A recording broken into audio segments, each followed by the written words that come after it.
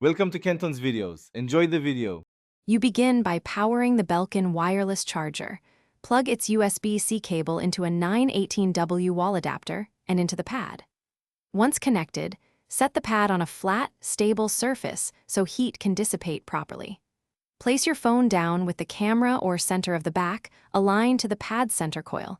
This ensures the coils couple and charging starts. Make sure bulky cases or metal mounts are removed because they block energy transfer and can cause slow charging or heat buildup.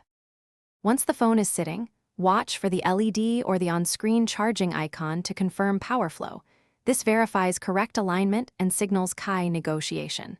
If charging is slow, slide the phone slightly until the indicator is steady, because even 1/4 inch off can cut power. You should also check for software messages about slow charge. These often mean the case, magnets, or heat are reducing efficiency. Make sure air circulates. Thermal throttling will slow charging, so keep the pad cool.